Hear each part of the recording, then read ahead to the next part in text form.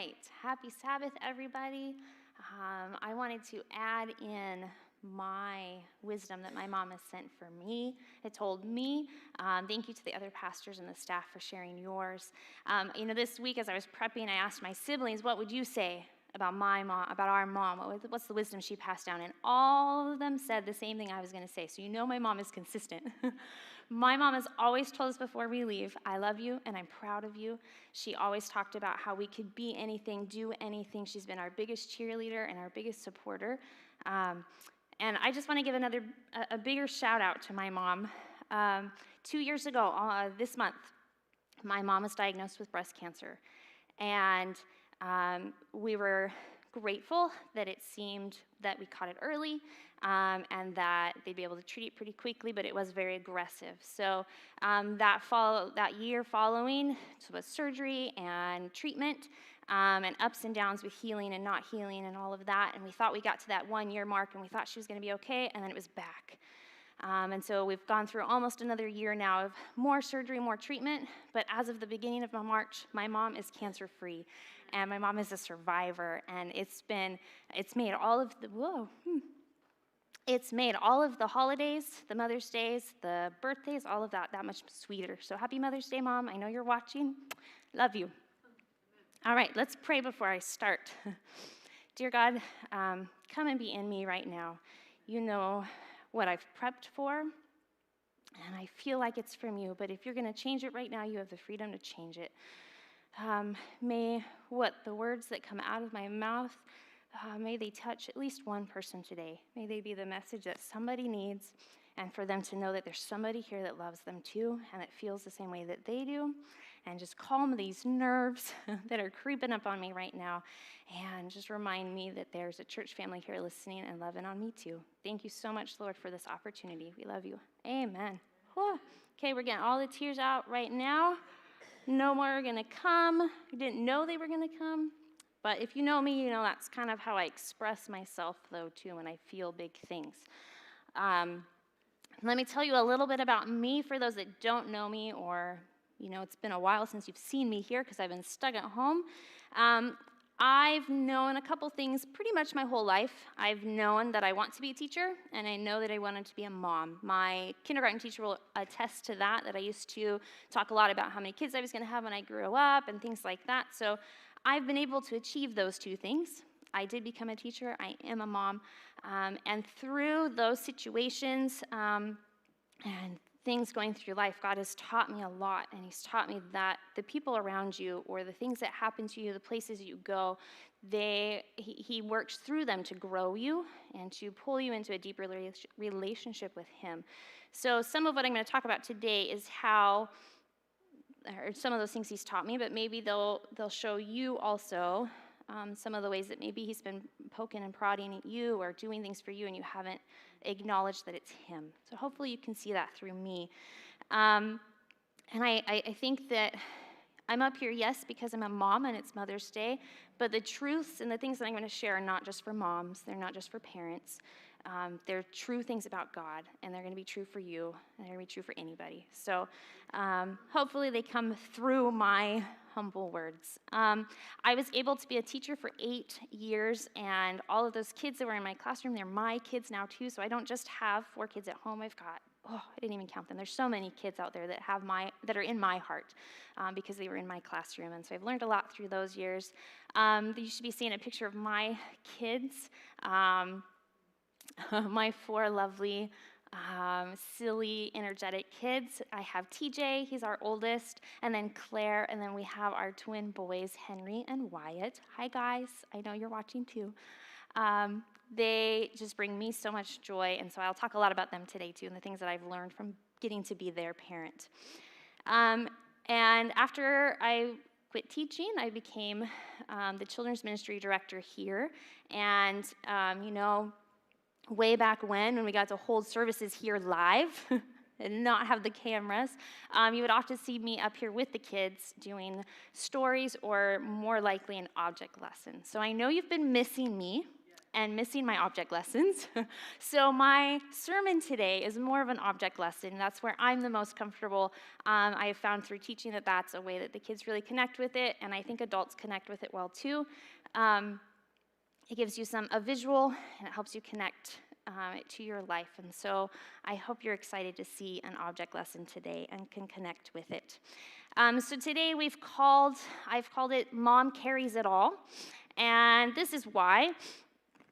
If you kind of think about a mom, she usually has some sort of bag with her, right? A purse, a diaper bag if you have little kids, right? Some kind of bag. And there's kind of the stereotypical mom purse or mom bag that's big and huge and has a lot of stuff in it, right? So we're going to get out my bag here and we're going to just kind of go through it and see what are the lessons in the bag that mom carries that can teach us about God. First of all, if you've ever picked up mom's bag, you might be surprised at how heavy it weighs. You might pick it up and think, whoa, what is in there? And let me tell you, there's a lot packed in there. Even if you're like my mom, who doesn't like the big mom purse, she was all about the little purse with all the little pockets in it, so it could be highly organized, but she would just have just as much stuff in it. They might be little miniature versions, but it would be all in there, so she was well prepared too. So mom's always got to be prepared. She's got her bag full of stuff. She's always thinking and planning and reviewing and prepping, and just there's so much stuff up there, right? So this bag can kind of be like mom's brain too. There's a big mental load for moms. What's coming up next? What do I have to get ready? Who needs this? Who needs that? You're always thinking of something. Sometimes you're thinking about yourself, but most of the time you're thinking about the kids, your husband, the house, all the stuff you have to do, right? So there's a lot of pressure as a parent, and it can feel sometimes like an actual weight on your shoulders.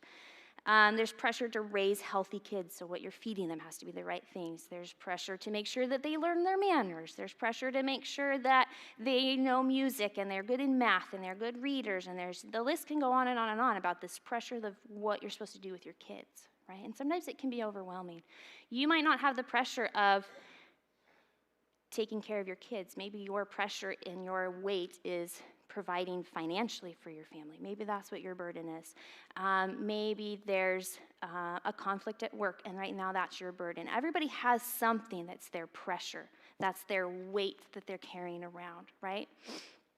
So there can be a lot of weight, and sometimes it feels too much. But God has promised, and I love this promise, God has promised, come to me, all who are weary and burdened, and I will give you rest. And it's a verse that it always comes to mind, and I have to tell myself sometimes that it doesn't necessarily mean he takes all that stuff off. It doesn't mean that he takes it all away, but he's coming next to you. He's coming to help you, and he's going to give you rest. And sometimes just telling God about it makes that weight lighter.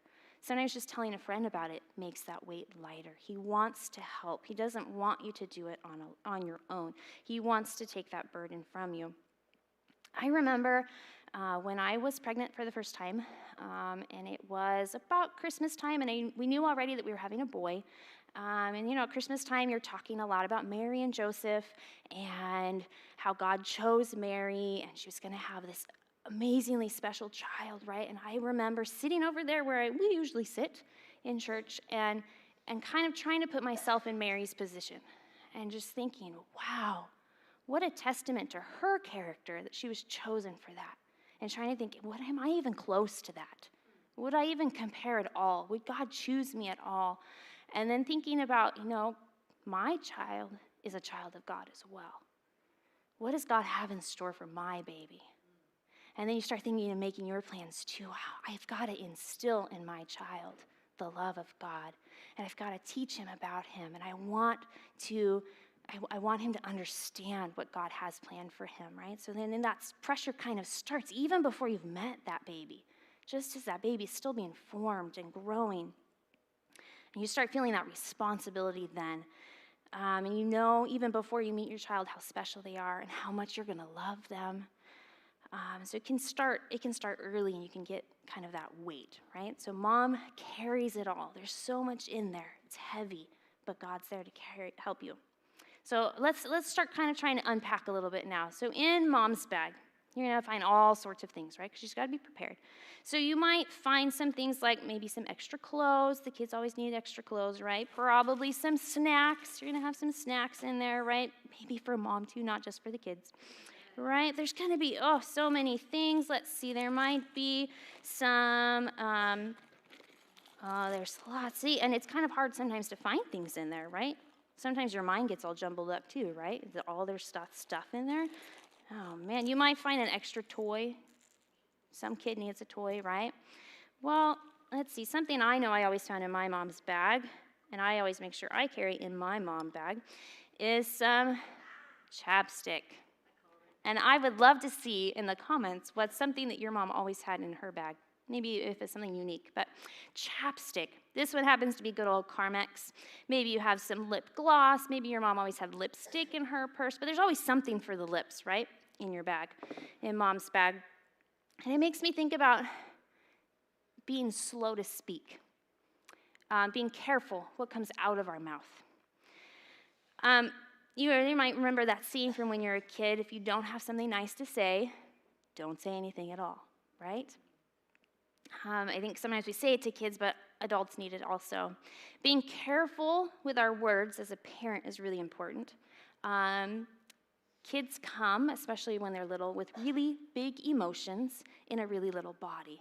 And they don't always know how to handle that. They don't always know how to express it. And so sometimes it can come out in very big tears or tantrums or things like that, right? And so as the parent, you have to be calm with your words. You have to speak nicely to them. You can't join them in the fit. You can't join in the yelling match, right? You have to be careful. You have to be slow to speak. Maybe you don't have kids at home, but you have a neighbor who likes to get up really early in the morning and do their outside chores and mowing the lawn and cutting things, and it's really loud and annoying. Maybe you have to be careful how you talk about them. Maybe at work, you have some coworkers that don't agree with you, see things differently. Maybe they like to poke and prod and argue. You have to be careful how you talk to them. You have to be careful how you talk to the people at the grocery store, right? You don't want to be rude. You want to be respectful. So you have to think about your words. You're talking carefully. The other day, I saw this quote. I read this quote, and it really actually made me stop what I was doing and just kind of pause, and I had to read it again. And it said, "If a sudden jar can cause me to speak an impatient, unloving word, then I know nothing of Calvary love. For a cup brimful of sweet water cannot spill even one drop of bitter water, however suddenly jolted." That hit me hard the other day. A sudden jar can to make me speak an impatient, unloving word, then I have no Calvary love in me. If I have filled myself with God, if I've asked him to be in me, how can I talk impatiently? How can I speak with anger? How can I show anything but love? We're told in the book of James, which happens to be, I think, one of my favorite books of the Bible because it just is so applicable to a Christian life. We're told in James that everyone should be quick to listen, slow to speak, and slow to become angry.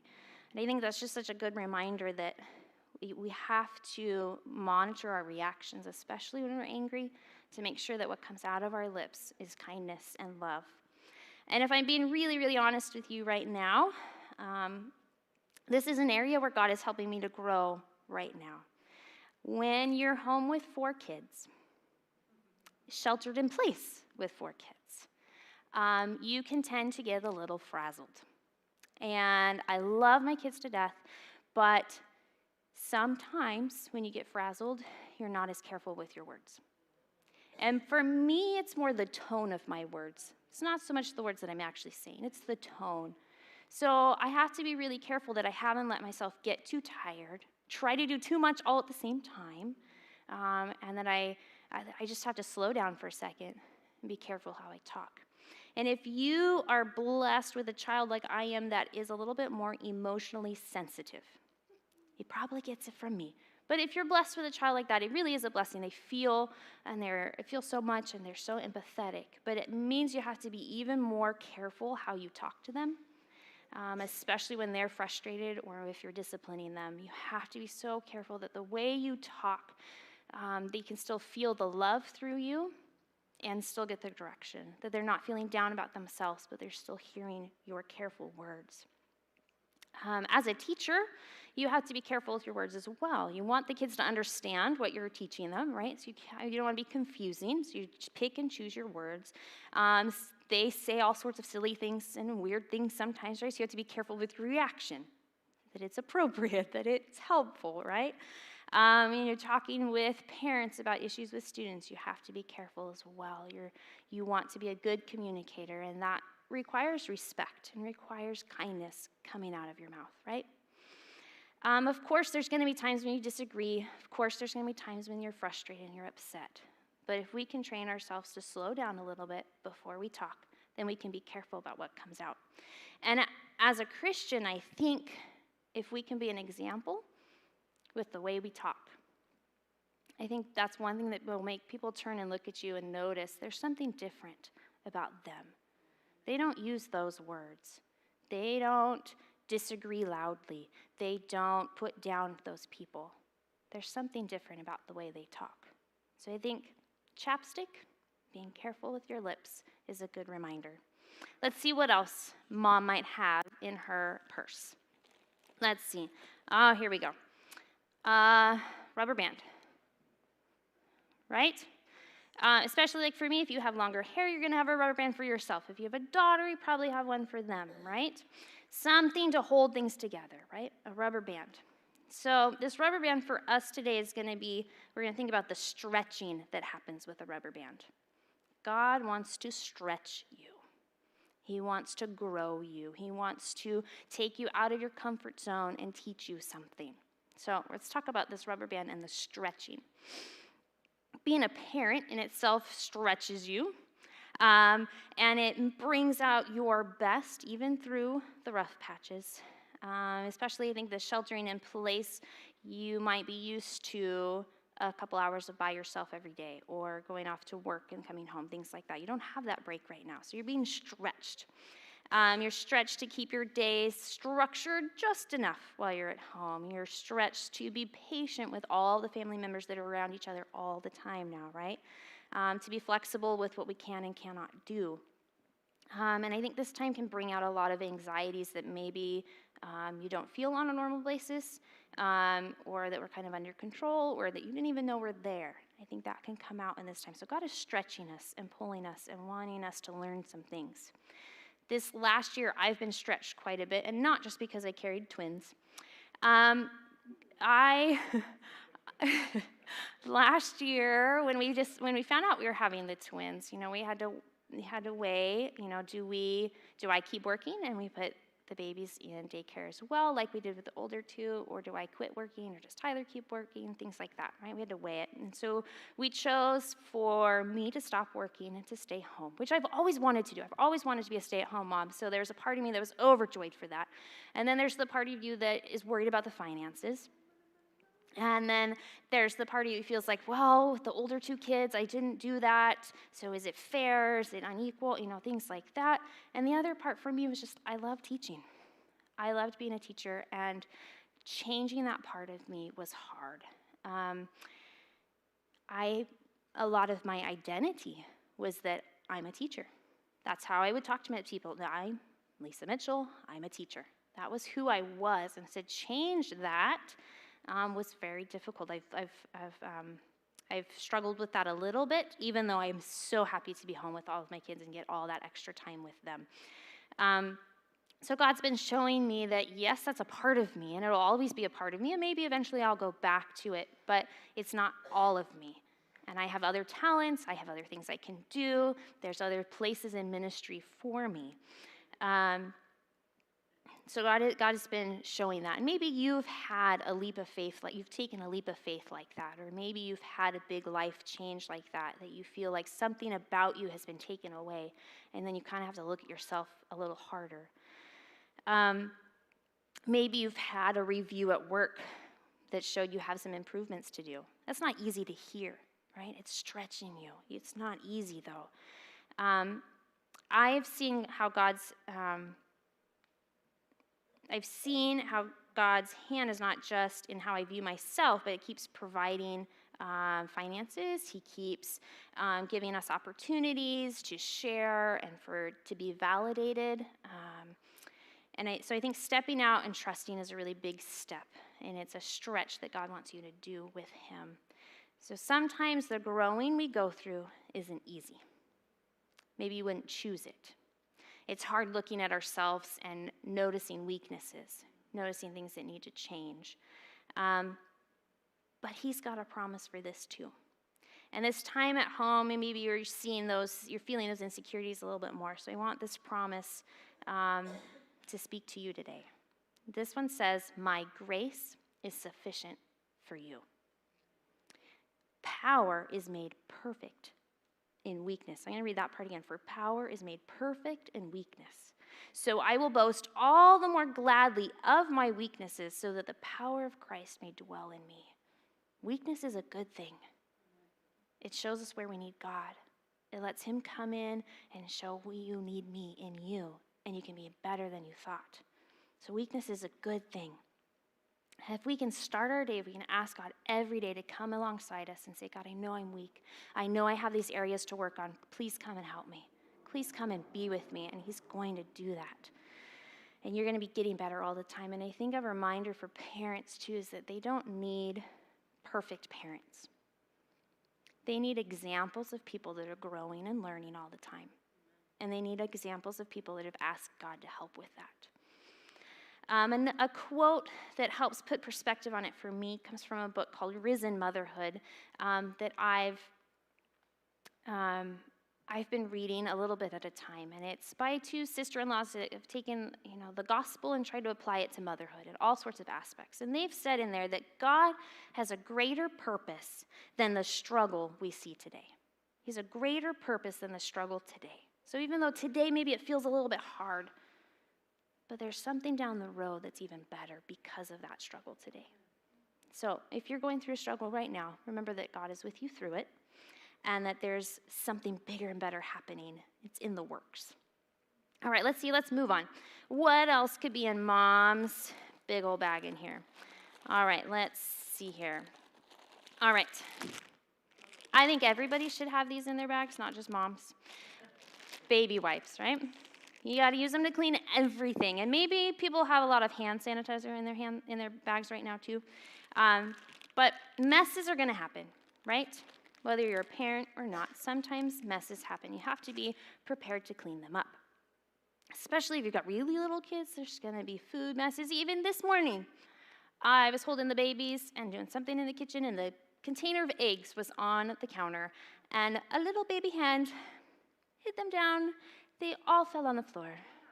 I salvaged 3, and there was lots broken. Messes happen. So you have to be really prepared. You have to be just, that they're going to happen, right? And you can't be too upset about them. And so the cleanup part for me, it talks to me about forgiveness. I was a little frustrated this morning that I had to clean up those eggs. But was I mad at the babies? No. Am I going to forgive the babies? Of course, right? I've learned as a parent that there's nothing my child can do that will prevent me from forgiving them. Nothing, doesn't matter how big or how small. Nothing's going to prevent me from forgiving it. There might be a little frustration in the moment, but then we move on, right? I know as they get bigger, maybe some bigger mistakes might happen, but I'm still going to forgive. That's not going to change. There might be a bigger mess to help them through, but the forgiveness is not going to change. Now, I was such a good kid. I don't think I have really good stories about what I had to be forgiven for from my parents. But maybe I have a couple little things. Like I remember my parents had gone on a trip to the Holy Land, and they had brought back some of those jars, pottery jars that, like this Dead Sea Scroll kind of things, right? And they used to be up high on a shelf.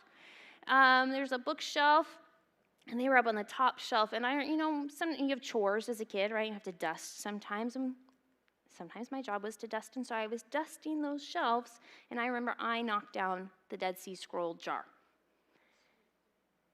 And it was a big deal because it's priceless, right? You can't replace that. That's not, And of course, sometimes when you have older siblings, they make it a bigger deal too, right? You feel terrible. My mom, I know, was a little frustrated when it happened. It was a little, oh man, right? But I know she forgave me. Not because I'm the favorite child, but because she loves me and forgives me, right?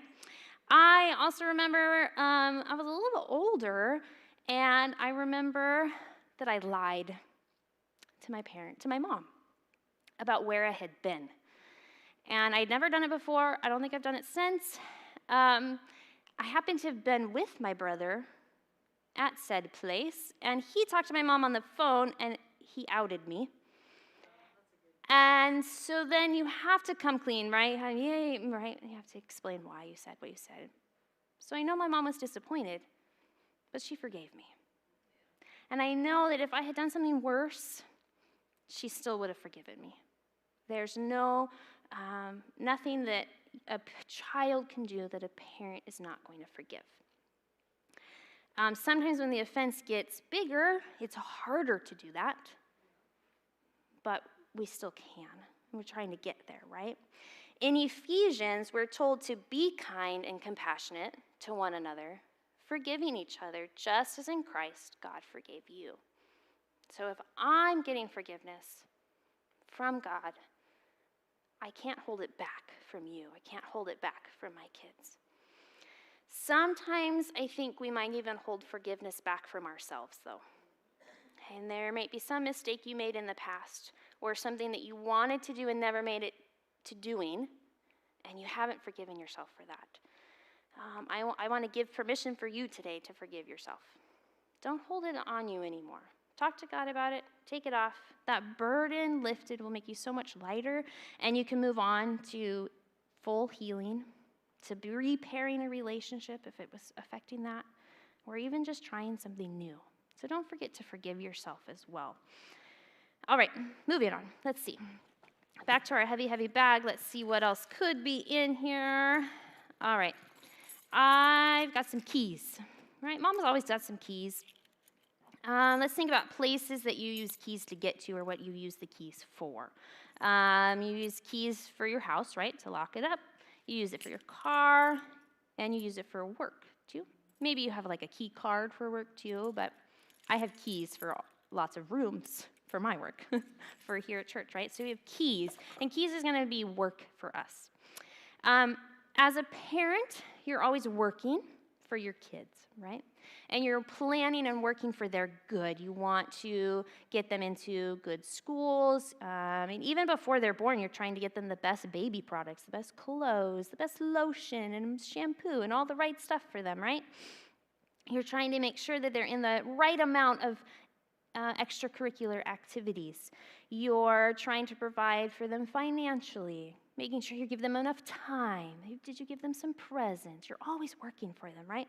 And I think this whole staying at home time, when you're just home all the time, things seem to be going in loops. Didn't I just do the laundry? Is it time to feed them again?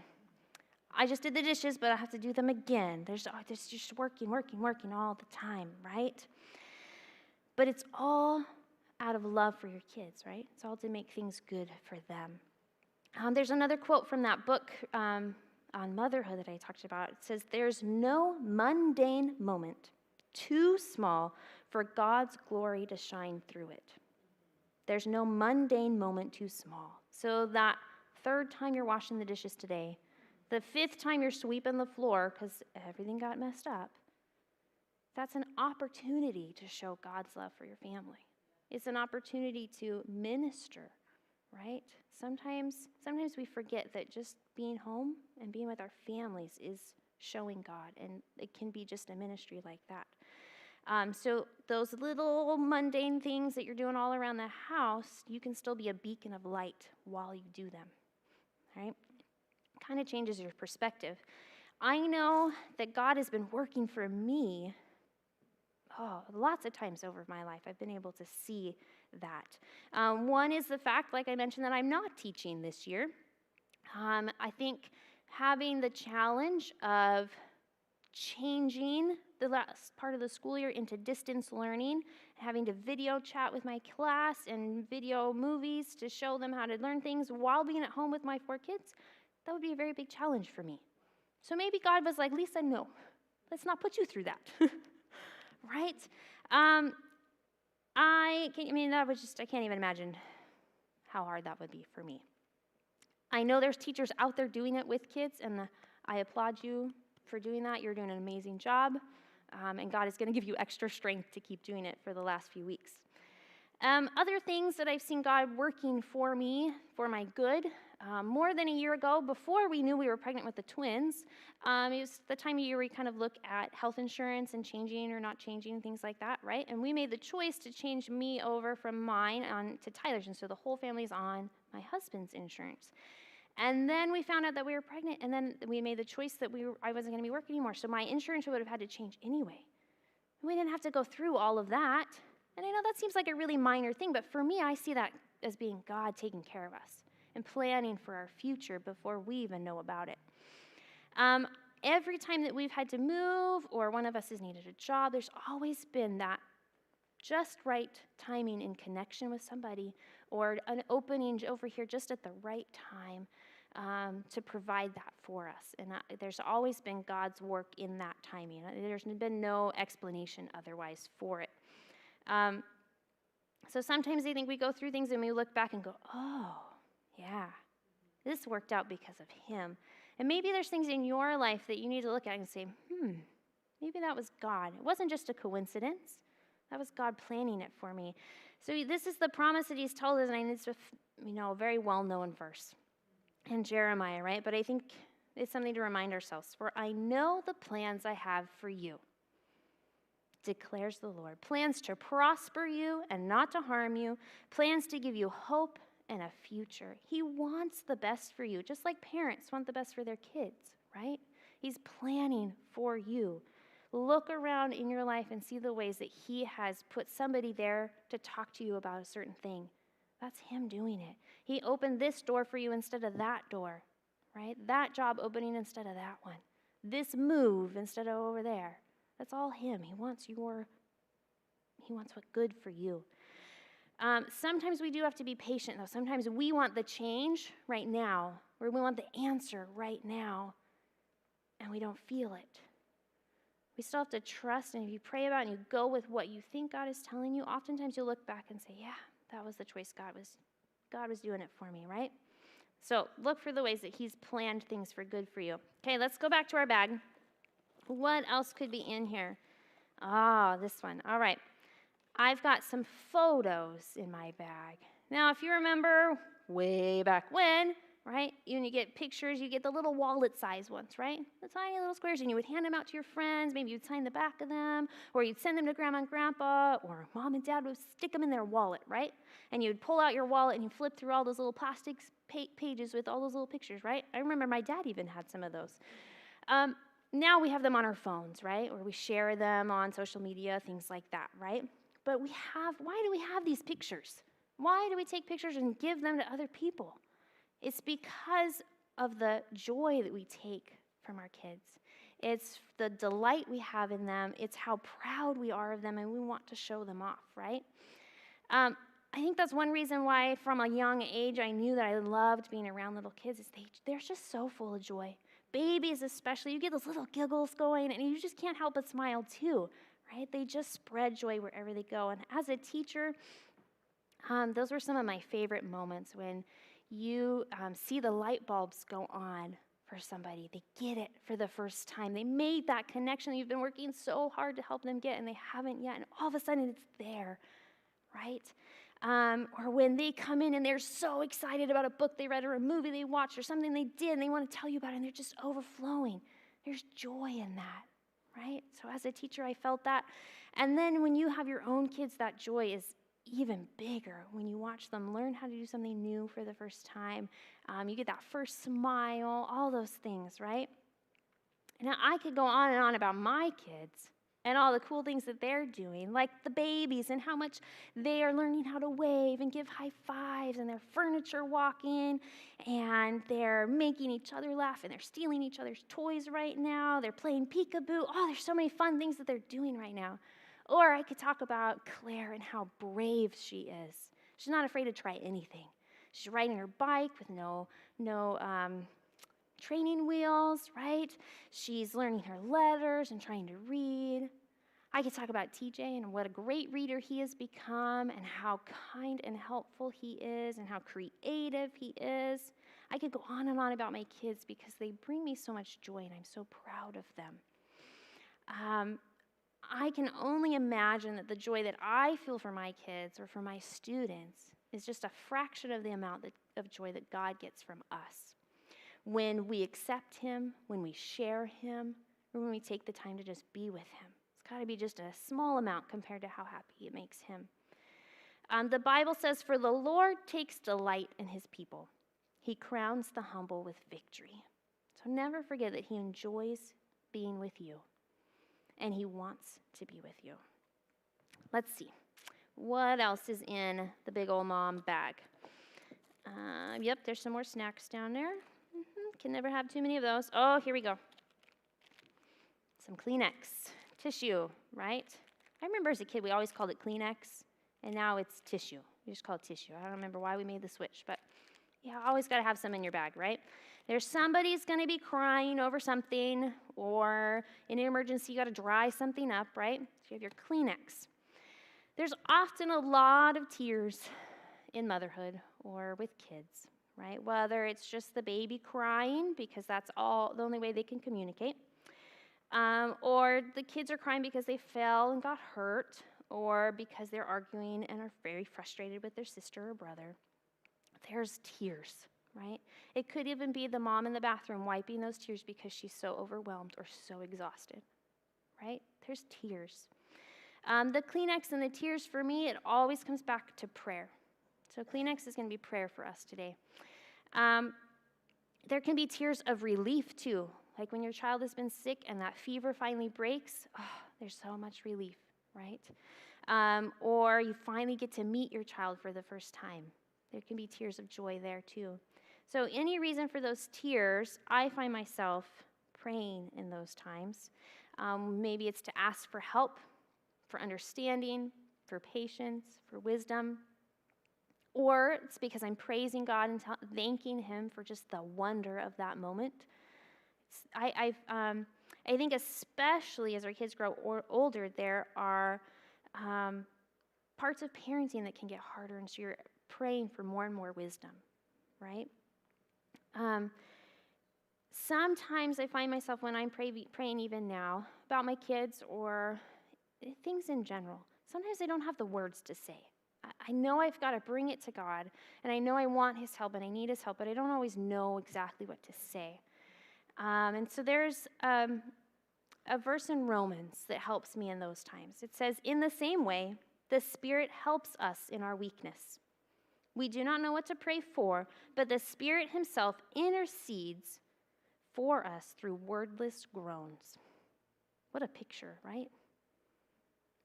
I don't have the words, but they're going to come. God, the Spirit's going to come in and help me, and God's going to know what I needed to say or what I wanted to say or what's best, right?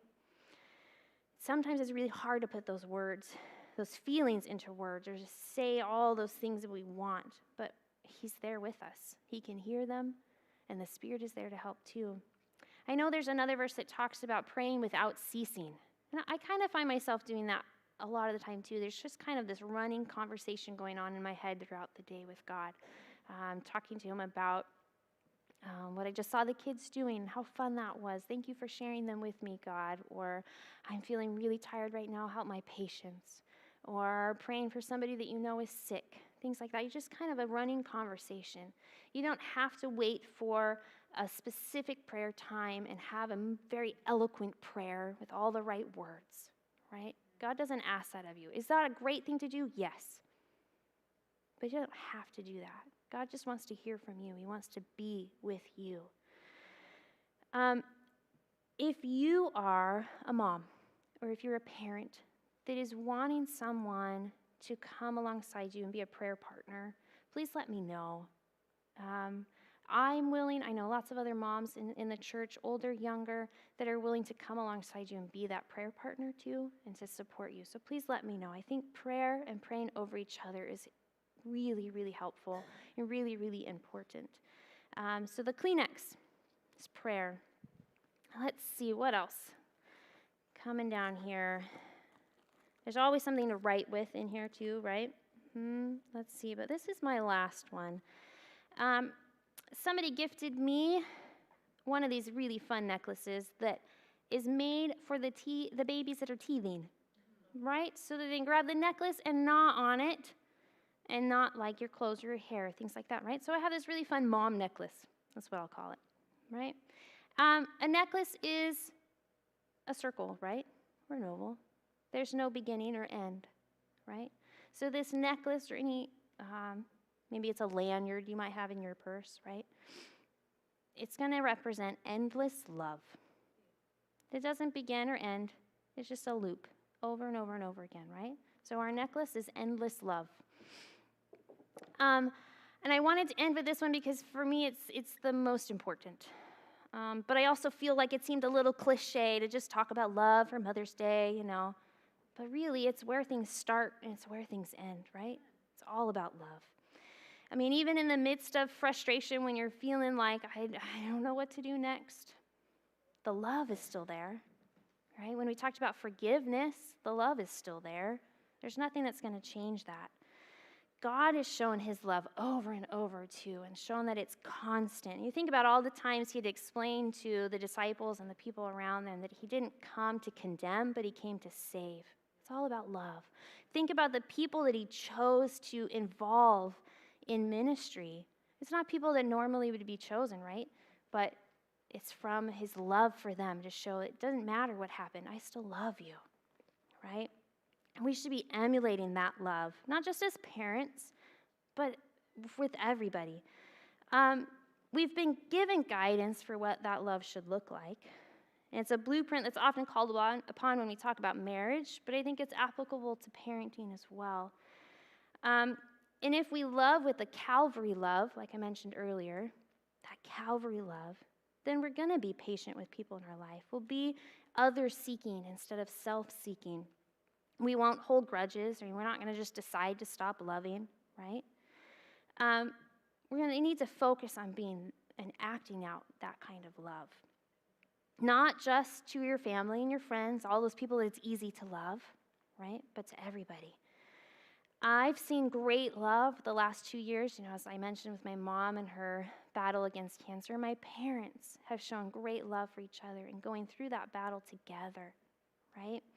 They've weathered that storm and other medical issues that my dad has had as well, and they've drawn closer together and they've drawn closer to God because of it. I've been touched by that kind of love from coworkers when they pray with me, when they talk with me, from people here from church when they bring us food after the babies were born and they love on our family in that way, right? Let's read through, it's in 1 Corinthians. I'm sure you've heard it. I know you know it, but I'm going to read through it, and I hope that you... if you're a parent, think through again, what does that mean for you as a parent? So love is patient. Love is kind. It does not envy. It is not proud. It is not self-seeking. It is not easily angered. It keeps no record of wrongs.